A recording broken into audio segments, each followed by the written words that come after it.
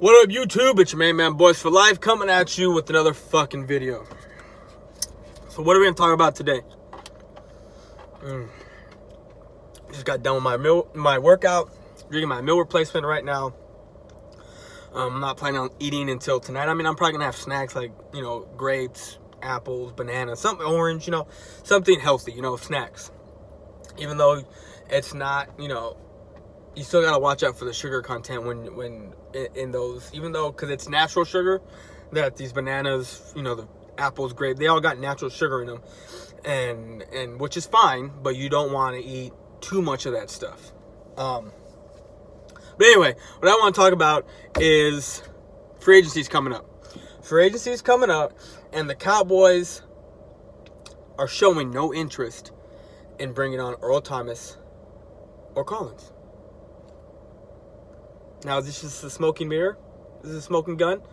Or smoking mirror? Is it?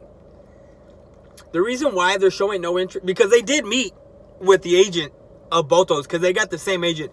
It's David Mulugeti or Geta or some shit. I don't know. I'm going to butcher his last name, so I'm not even going to attempt to say it. But they both got the same agent. And they did meet with him.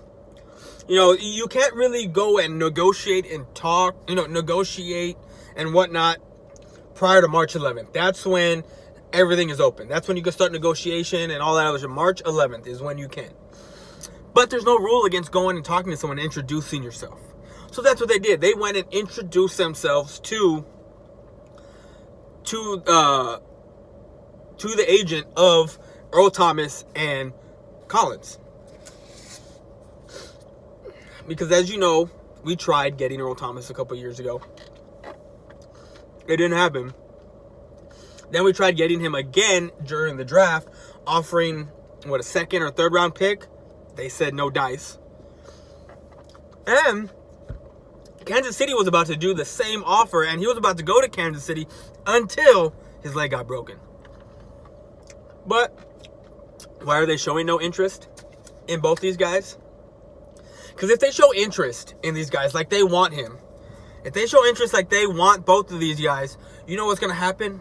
It's going to be Sammy Watkins 2.0. It's going to be a bidding war. And Cowboys aren't about overpaying in free agency. What their identity has become is drafting well-rounded guys. Well-rounded guys in the draft. Homegrown dudes. This is what's been their make and model for the past 5 or 6 years. So, if you remember, for you younger dudes that don't know this, but the last time that they overpaid, I wouldn't even say overpaid because it was worth it, because I don't think there was I don't know how it was done back in the 90s, because I was only, when this was going on, I was like 7, 8 years old. I didn't fully understand how that worked, but the last time they paid big money for a free agent that panned out for us was Deion Sanders. 95, they went out and got him, and we won the Super Bowl. That was the last time they overpaid that had actually worked. I don't even call it overpaid. That they just gave a lot of money to. And you know what? You want to know why they gave him a lot of money? Because they went to the players, the leaders of the Cowboys, and they said, you want Deion? This is what we're going to pay him. We can bring him in or we cannot. And you know what they said? Bring him in. Bring him in. They knew. Emmitt Smith, Michael Irvin, Troy Aikman, they knew what Deion Sanders was about to get paid. But they knew it was worth it, and they brought him in, Super Bowl.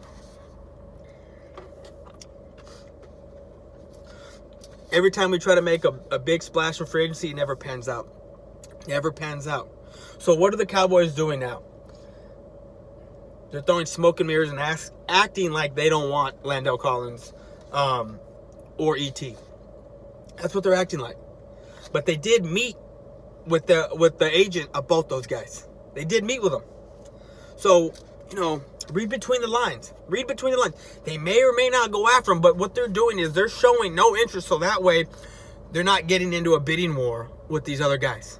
So that way these other teams can lowball them, and they maybe just go a step above. Like, this is what we're going to give you. Take it or leave it. Don't want it? Yeah, you go on. You play with whoever you want.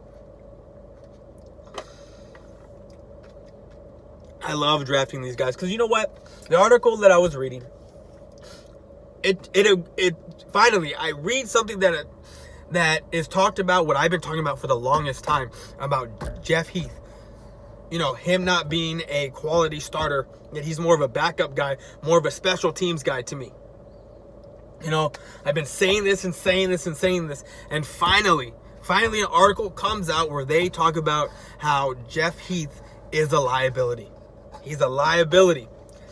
Yeah, he's decent, and he can make plays every now and again, but he is not what we need. We need a veteran out there, or we need to draft someone that knows what's going on. That we need to draft somebody that can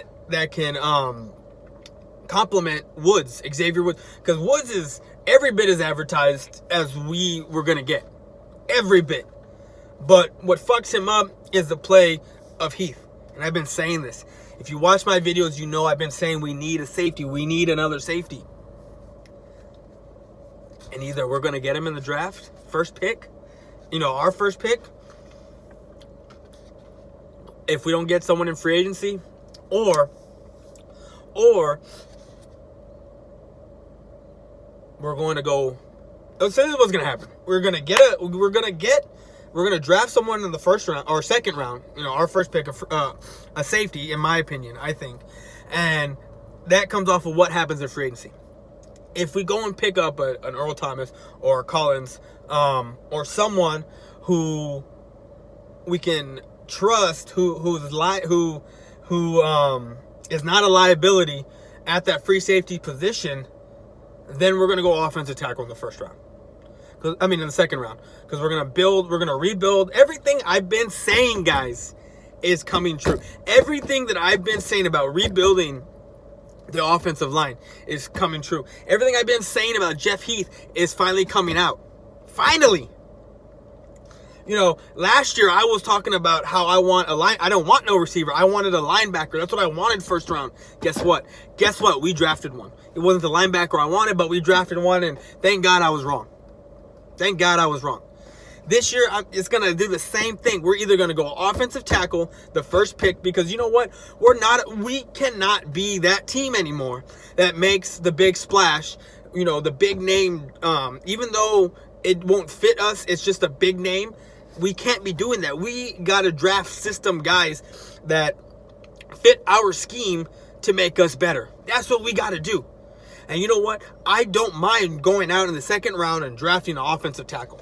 Someone who's going to sit behind one of these guys, you know, a guard or a tackle. You know, sit behind, you know, Smith for a couple years, or sit behind La'el Collins. You know what? Scratch that. Because La'el Collins is done after the season, in my opinion. I honestly think that we're going to draft a right tackle and groom him for a year, and the following year he's going to start. If he comes out like gangbusters and he can surpass La'el Collins in preseason and training camp and all that, start him. But I honestly think we're going to go right tackle second round. If we don't get a safety in free agency, someone better than Jeff Heath, we're going to go right tackle in the second round with our first pick. I've been calling draft picks, for the past couple years of what we're going to do. Last year, I was right on the money with our first pick. After that, you know, I really don't pay attention after the second round. I kind of just watch, you know. But I think our first pick, it depends on what happens. We're either going to go right tackle, or we're going to go out and get another safety in the draft. Those are going to be the two positions that we're going to look at in the draft. Because they met with a bunch of offensive tackles. Offensive linemen. Guards, offensive tackles. They met with a bunch of them. You know, there's a couple receivers that they met that they're probably going to get in the third and fourth round as a slot, because as you know, Cole Beasley wants, 20 mil?